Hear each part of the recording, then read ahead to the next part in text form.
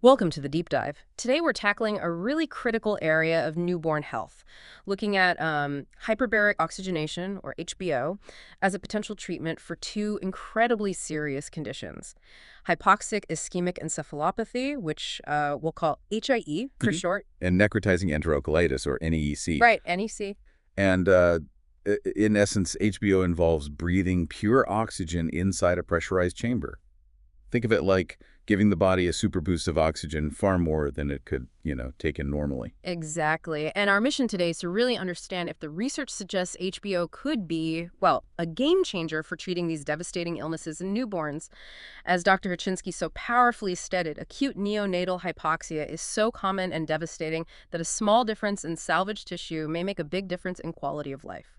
That really hits home the importance of this. It absolutely does. And while HBO for newborns might sound, cutting edge, it's interesting that the idea has actually been around since the 1960s. Really, the Yeah. 60s. Yeah, with more recent studies adding to the evidence.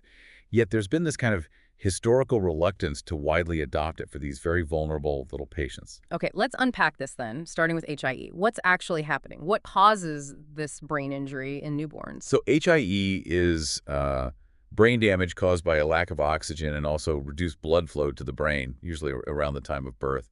And the numbers, they're truly alarming. How alarming. Globally, about 25% of all newborn deaths and maybe 8% of deaths in kids under 5 are linked back to birth asphyxia, which is a major cause of HIE. Wow. And for the babies who survive moderate to severe HIE, a staggering 50 to 60% can end up with moderate to severe long-term disabilities. Those statistics are just shocking. It really shows how desperately we need better ways to help these infants. We do have some existing treatments like cooling therapy, right? Yes, hypothermia, cooling the baby's body, is one of the current strategies, a neuroprotective one. But, it has its limitations and some potential downsides too, as some studies have pointed out. So the search definitely continues for other therapies that can help. Which brings us to what's happening at a cellular level during this lack of oxygen. What actually goes wrong that leads to the brain injury? It's like a domino effect inside the cells. When oxygen is cut off, they just can't produce enough energy. Simple as that. Okay. This leads to a breakdown of the tiny pumps that keep the balance of important stuff like sodium, potassium, calcium inside and outside the cells. So everything gets out of whack. Exactly. This imbalance causes the cells to swell up. We call this cytotoxic edema, basically cellular swelling. And critically, calcium floods into the cells. And that's bad. Oh, yeah. Calcium acts like a major trigger for inflammation once it gets inside like that. So the initial lack of oxygen starts this whole chain reaction of damage. Precisely. The main problems involve this energy failure, the loss of that careful balance inside the cells, which leads to acidity. Then you get the rush of calcium, triggering harmful overexcitement of the cells, mainly through a substance called glutamate. Okay. And it also unleashes these damaging molecules called reactive oxygen species, or ROS. ROS, right. Free radicals and such. Exactly. This also activates certain enzymes that further ramp up ROS production, especially when blood flow returns. That's the ischemia reperfusion injury, IRI. So that's the key factor in the first 72 hours. So a key insight here is that HBO isn't just about adding oxygen back. Right, it's doing more. It seems to be actively counteracting the damaging after effects of that oxygen deprivation at a really fundamental chemical level. It sounds like a full-on assault on the brain cells from multiple angles. It really is. And the inflammation is incredibly significant. A whole cascade of chemical reactions kicks in, leading to the production of substances that promote inflammation. Then, something called NF-κB, you can think of it as a master switch for a lot of inflammatory responses that gets activated. This, in turn, cranks up the production of all sorts of inflammatory signals in the body. It can even become a systemic problem, potentially affecting other organs, leading to serious things like sepsis. Wow. And to make things worse, the production of nitric oxide by different types of enzymes increases, which can also contribute to widespread inflammation and even shock. It's almost hard to grasp how many interconnected damaging processes are unleashed. And you mentioned the lining of the blood vessels plays a role too. Yes, the endothelium, the inner lining of blood vessels, it's very active in this inflammatory storm. Lack of oxygen and low blood sugar make these cells kind of sticky. Sticky. Yeah, they start grabbing onto immune cells called neutrophils. Now, this is initially a defense mechanism, but when blood flow is restored, these neutrophils can actually contribute to further damage in those oxygen-deprived areas during that ischemia reperfusion injury phase. Ah, okay. So maintaining good blood flow and meeting the cell's energy needs is just crucial for minimizing brain damage. Right, so that gives us a really clear picture of the serious challenges posed by HIE. Now, let's turn to NEC. We don't have as much detail in our notes here about its underlying mechanisms, but in simple terms, what is NEC? NEC, necrotizing enterocolitis. It's a severe inflammatory condition that affects the intestines of newborns, particularly premature ones. Okay. While the exact causes are still being figured out, we know it involves a complex mix of things like prematurity itself, the gut being immature, abnormal bacteria setting up shop, and this intense inflammation leading to damage and potential death of intestinal tissue. So it's another inflammatory condition. Very much so. So when we talk about HBO for NEC, we're aiming to tackle that inflammation and promote tissue healing in a very, very fragile gut environment. It's a major concern in neonatal intensive care units, a really serious illness. Okay, so we have these two incredibly serious conditions. Now let's bring HBO back in. We know the basics, more oxygen to the tissues. But how might this actually help with these specific newborn problems? Well, hyperoxygenation, getting that extra oxygen in, has been shown to improve the health of what we call the marginal tissue. Marginal tissue. Yeah, the areas around the main injury that are struggling but potentially recoverable. It's an accepted treatment for various injuries in adults where blood flow has been restricted and then restored ischemia reperfusion injuries. Okay. So the idea is that it could act as an effective early protector for the brain in HIE and maybe help protect the gut in NEC, potentially with fewer side effects than some other treatments. Here's where it gets really interesting. Let's dive into the specific ways HBO might help with HIE based on the research. It looks like it works in quite a few ways. Absolutely. Studies suggest that HBO helps to reduce the drop in essential energy molecules within the cells, like ATP. The cell's fuel. Right, helping them maintain their energy production even when the oxygen supply was initially low.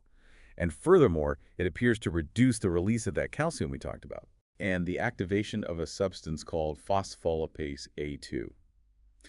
These, as we discussed, are key steps in the inflammatory process that leads to the production of more inflammatory molecules, like leukotrienes and prostaglandins. So it's tackling both the energy crisis and that initial surge of inflammation. What else does it do? It also seems to block that master switch for inflammation, NFKB, The NFKB, right? which then prevents the production of those pro-inflammatory signals, and also a type of nitric oxide synthase, INS, that's heavily involved in the damaging processes. Okay. Another important point is that HBO might prevent the conversion of one enzyme, xanthine dehydrogenase, into another, xanthine oxidase. Why does that matter? Because that second enzyme, xanthine oxidase, is a major source of those harmful reactive oxygen species, the ROS, during the return of blood flow. Reducing that helps limit further damage to blood vessels and can reduce fluid leaks. And it even impacts those sticky molecules on blood vessels that we talked about earlier, the ones that grab neutrophils. Yes. Remarkably, HBO has been shown to prevent the expression of ICAM1 on the blood vessel walls and a corresponding molecule on the neutrophils themselves. So the neutrophils can't stick as easily. Exactly. By doing this, it reduces how many neutrophils can glom onto the blood vessels and migrate into the injured brain tissue, which helps lessen the later phase of that ischemia reperfusion injury. And this effect seems to happen both locally, right in the injured tissue, and systemically throughout the body. Wow, that's a pretty comprehensive set of actions, blocking inflammation, reducing ROS, helping energy. But the benefits don't stop there, do they? No, not at all. HBO also appears to influence programmed cell death, or apoptosis. So suicide, basically. Right, but in a protective way, Mm. it increases levels of proteins like BCL2 that prevent cell death, and also boosts levels of an enzyme called heme oxygenase 1, HO1, which has antioxidant properties. It also boosts the production of heat shock proteins. These help cells cope with stress. And additionally, it seems to reduce the expression of certain molecules that can inhibit nerve regeneration, like NOGO-A, and another factor, HIF1, that plays a complex role in the body's response to low oxygen. This all sounds incredibly promising at a cellular level.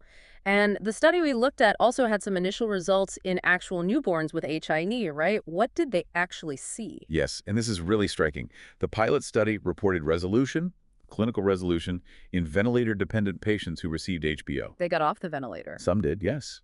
They also saw dramatic improvements statistically significant, in fact, in several key lab values. Things like hemoglobin, hematocrit, total proteins, sodium levels, triglycerides, and pH. Suggesting a real physiological impact. Exactly. Now, other measured parameters showed favorable trends, but they didn't reach statistical significance in this particular small study. Importantly, though, the study noted a marked reduction in overall sickness and death, morbidity and mortality in the treated infants. And crucially, they didn't detect any immediate brain or eye side effects in this group. That's really encouraging. So what about NEC? Does HBO offer similar types of benefits there for the gut? It appears so, based on the mechanisms. Mm. In NEC, HBO increases the oxygen level directly within the intestinal tissue, which you'd expect. Right. Similar to what it does in HIE, it seems to block that master inflammation switch, NFKB, and the production of various inflammatory signals, cytokines, nitric oxide, thromboxanes, leukotrienes.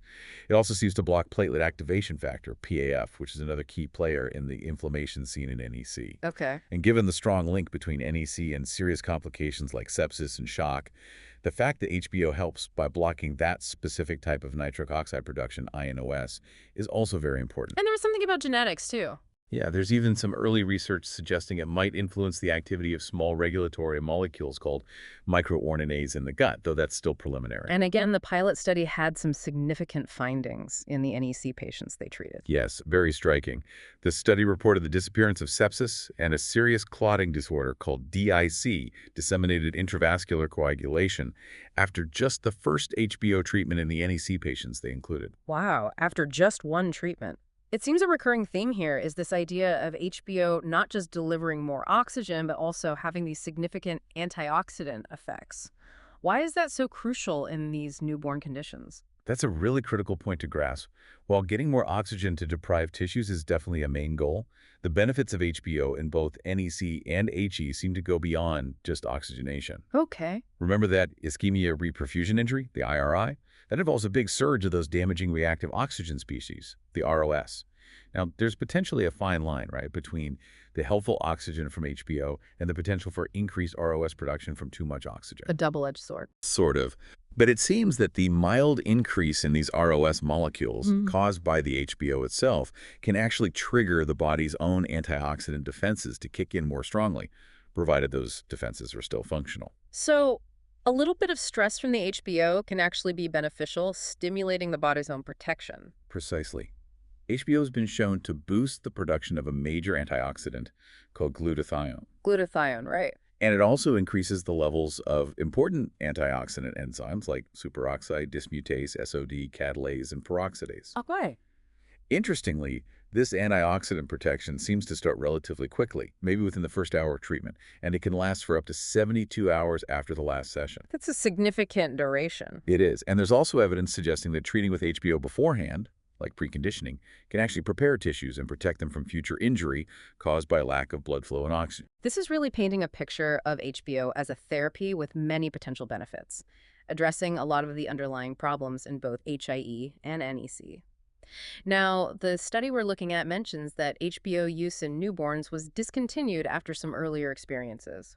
Why was that, and why is there renewed interest now?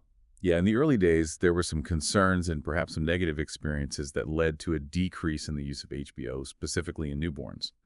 But the reality is, despite all the progress in neonatal care over the last, say, 40 years, we haven't seen major improvements in the rates of illness and death associated with HIE and NEC. Still major problems. Huge problems. So this lack of significant progress, combined with the growing research highlighting HBO's potential to protect the brain early on, and its positive effects in these ischemia reperfusion type injuries, has really sparked renewed interest. The largest published experience we know of so far actually comes from a study in China. Okay. And what about the major concern that often comes up with HBO in newborns, the potential for retinopathy, the eye condition? That's a very important concern, ROP, retinopathy of prematurity. It affects the eyes of premature infants. However, our current understanding is evolving. ROP seems to be primarily caused by injury related to restricted blood flow and then its return. Another IRI example often occurring after prolonged exposure to high levels of oxygen, followed by a drop in oxygen levels. That's complex. Very.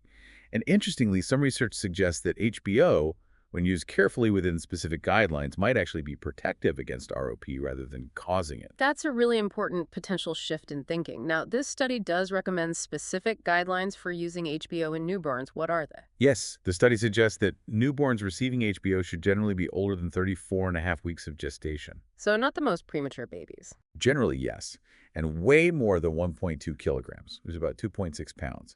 This is mainly because babies born earlier and smaller have a much higher risk of complications related just to being premature itself, and especially lung problems and that retinopathy risk. It's worth noting the earlier experiences, like in the Soviet Union, primarily involved treating term newborns, which naturally reduced the risk of those specific prematurity-related side effects. That makes sense. So, for a typical case of severe HIE that might be considered for HBO under these guidelines, what signs would the baby be showing? Typically, these newborns would have very low APGAR scores right after birth, below 3 at 1 minute, below 5 at 5 minutes.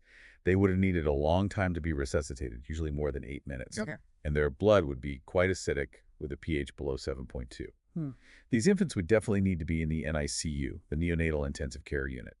Clinically, they often develop swelling in the brain, cerebral edema around 4 hours after birth, and might start having seizures around 6 hours, making their condition even more critical. And what kind of tests are recommended before, during, and after HBO treatment for HIE? A thorough evaluation is absolutely crucial. This would usually include an EEG to check brain electrical activity. Brain waves. Exactly. Tests to check hearing and vision pathways evoked potentials. An ultrasound of the brain through the soft spot, the fontanelle, to look at blood flow and swelling. A detailed eye exam by an ophthalmologist. And various blood tests. These are typically recommended before starting HBO, then again maybe 4 hours after the first treatment, and again after 24 hours to monitor the baby's response. Let's talk about the actual HBO treatment used in the pilot study. What did that involve specifically? Okay, the protocol specified that eligible newborns, so meeting those age and weight criteria, showing those severe signs of HIE, needing full NICU care inside the chamber, and crucially, receiving HBO within 6 hours of birth. That early window again. Yes. They would be treated at a pressure of 1.8 to 2.0 atmospheres absolute, or ATA, for a total of 45 minutes. But that 45-minute session was broken down. 20 minutes breathing 100% oxygen, then a 5-minute break, breathing regular air, and then another 20 minutes of 100% oxygen. That early treatment within the first 6 hours seems really important based on everything. Absolutely. The pathophysiology suggests the earlier the intervention after the oxygen deprivation event, the better the potential outcomes are likely to be. The study also really emphasized the critical need for a trained neonatologist to be inside the hyperbaric chamber throughout the treatment. Right there with the baby. Yes, providing the exact same level of intensive care as they would receive in the NICU itself. Now, you mentioned some technical challenges earlier in giving HBO to newborns. What were those, and how did they handle them in this study? Yes, there are significant technical hurdles. For instance, there aren't many specialized ventilators designed specifically for newborns to function reliably inside a pressurized hyperbaric chamber. Okay. And standard IV pumps might struggle to accurately deliver the very low fluid rates these tiny babies often need. So how did they manage? Well, to address the ventilation issue in this study, the neonatologist inside the chamber manually ventilated the baby using an ambu bag and mask. Wow. Manually, yes. And for the IV fluids, they had to manually turn the infusion pump on and off intermittently to achieve the required very slow flow rates. Not ideal, but a workaround. That sounds like it requires incredible skill and constant attention. What about monitoring the babies while they're in the chamber? They used continuous heart monitoring, ECG, a transcutaneous oxygen monitor, or TCM, which measures oxygen through the skin and is very sensitive to breathing changes, and a bispectral index monitor, or BIS monitor. This tracks brain waves, essentially a simplified EG, to monitor brain activity and the level of sedation. It can also potentially help detect early signs of any oxygen-related effects on the brain, like seizures. And what about the logistics? Getting these critically ill newborns from the NICU to the hyperbaric chamber safely and quickly. They developed a very careful transfer protocol, working closely between the NICU team and the hyperbaric department staff to make sure the baby could be moved as rapidly and safely as possible, aiming for that transfer within 4 hours of birth to allow treatment within the 6-hour window. Okay. The treatment itself, as we discussed, was that 45-minute session at 2.0 ATA with the oxygen-air-oxygen sequence. They use a schedule of once or twice a day. That air break in the middle is important to minimize potential lung toxicity from prolonged pure oxygen. Right. They also took care to warm the linens in the chamber to prevent the baby getting cold, used a slow, controlled rate for increasing and decreasing the pressure about 1 psi per minute, and performed small, planned incisions in the eardrums, prophylactic myorotomies to prevent pressure buildup in the mallear. It's amazing how much detailed thought and adaptation went into making this therapy work for these tiny, fragile patients. And you mentioned that the babies often became more stable during the treatments. Yes, somewhat surprisingly, the newborns often showed improved stability during the HBO sessions themselves. They actually needed less of their heart-supporting medications, the cardiotonics, while undergoing treatment. Interesting. And after the course of HBO therapy, all the babies in this particular study were able to come off the ventilator and no longer needed those heart medications within about 6 hours of the last treatment. There was reportedly a clear and significant improvement in their vital signs and their skin color. That's quite a turnaround. What about any negative side effects or complications that they observed in the study? Did anything go wrong? Well, in the NEC patients treated, there was one reported case of pulmonary toxicity, lung inflammation. But this was in a baby who received HBO quite late, actually 24 hours after the illness started, outside that ideal early window. This was successfully treated with inhaled steroids and surfactant, the medication that helps the lungs work better. In the HIE patients, they saw a complete resolution of the brain swelling on ultrasound and significant improvements in their EEG, and those evoked potential tests.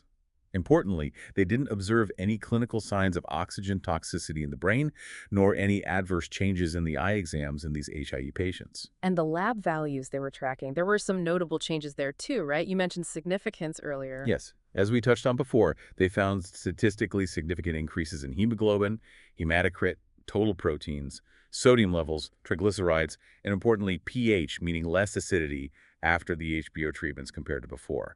Other lab values they looked at didn't show statistically significant changes in this group. And the longer-term follow-up is so important for brain injury. What did they find at 3, 6 months, and even a few years later? Yes, absolutely crucial. At the 3 and 6 month checkups, all the babies included in the study reportedly had normal neurological exams. There were no signs of regression or worsening. That's great news. Even better, they were able to follow up with 2 of the HIE patients at 5 years old. One of these children was developing completely normally. The other had only what was described as a slight attention deficit. These are really encouraging findings, especially considering how severe their conditions were right at birth. So to kind of bring it all together, what are the main conclusions from this research about the potential of HBO for HE and NA? Well, the study, along with other research like the Chinese experience, strongly suggests that HBO holds significant promise. Given that the rates of illness and death for HE and AE haven't really improved much in decades, despite other advances. Right, despite any CU care improvement. Exactly. HBO offers a potential new therapeutic avenue. While cooling therapy, hypothermia, has shown some benefits for HE, its overall impact on significantly improving outcomes hasn't perhaps been as dramatic across the board as initially hoped. The fear of oxygen-related damage in newborns, oxygen toxicity, has clearly been a historical barrier. But the evidence emerging suggests that when HBO is used according to appropriate guidelines, particularly regarding gestational age and weight, and with very careful monitoring, the risks appear to be manageable. And you mentioned that our understanding of that eye condition, ROP, in premature babies has changed. Yes, with the growing understanding that retinopathy of prematurity is likely at its core, and ischemia reperfusion injury itself, there's even the intriguing possibility that HBO, used correctly, could be protective in some situations, not causative. But caution is still needed. Absolutely. We still need to be very careful about potential lung issues from high oxygen levels, especially in premature babies already at risk for lung problems. Having surfactant therapy readily available is crucial. CNS oxygen toxicity, seizures, is still a theoretical possibility, but the BIS monitoring can help detect early signs. Importantly, other common side effects of hyperbaric oxygen seen in adults haven't been frequently reported in these neonatal studies so far. So the overall conclusion seems to be cautiously optimistic, leaning towards potential benefit. Exactly. The pilot study, combined with the larger Chinese experience, indicates that HBO appears to be a safe and potentially cost-effective treatment for newborn HIE and NSC when applied appropriately. And the mechanisms seem plausible now? Yes, it seems to work through multiple pathways, helping struggling tissue survive, reducing swelling, restoring energy production in cells, improving blood flow in the tiny microcirculation, promoting healing, boosting helpful growth factors, and importantly, reducing that ischemia reperfusion injury, as well as reducing sepsis and shock, possibly via effects on INOS. Plus, its antioxidant and anti-cell death effects seem to contribute to fewer long-term neurological problems and better overall survival rates. It really sounds like a therapy with the potential to significantly improve the lives of these incredibly vulnerable newborns and their families. So, what are the next steps that need to happen to explore this further? The crucial next step, really, is to move past some of the historical hesitations about using HBO in newborns based on this newer evidence. We definitely need focused efforts to develop better and more specialized equipment, neonatal hyperbaric ventilators, accurate low-flow IV pumps for chamber use. Right, address those technical challenges. Exactly. And most importantly, there's a pressing need for well-designed, large-scale, prospective, randomized controlled trials. These need to involve multiple centers, maybe even multiple countries, to definitively prove the benefits or lack thereof of HBO for HIE and NEC compared to current standard care. The gold standard research? Yes. If these large studies confirm the promising results we're seeing in smaller studies and case series, then HBO could indeed become a very cost-effective treatment that dramatically reduces illness and death in newborns affected by these devastating conditions. So, to wrap up this deep dive, the research certainly highlights the, well, exciting potential of hyperbaric oxygenation as a treatment for conditions like HIU and NEC in newborns. Uh, The evidence suggests it's not just about giving more oxygen, but really about influencing these complex inflammatory and oxidative stress responses that drive so much of the tissue damage. Absolutely. The initial studies and the mechanistic research provide a strong rationale to explore this much further. It's compelling. And as we've learned, the need for rigorous, large-scale research is just essential to confirm these promising findings and potentially translate them into standard clinical care, ultimately leading to better outcomes for these fragile babies and their families. Indeed. That's the path forward. It really makes you wonder, though, given the potential benefits we've discussed today and the fact that progress in these critical areas of newborn care has been somewhat limited for so long, what further questions might this deep dive have sparked for you, our listeners, regarding the future of neonatal care and the role innovative treatments like HBO might play? That's all the time we have for today on the deep dive. Thanks for joining us.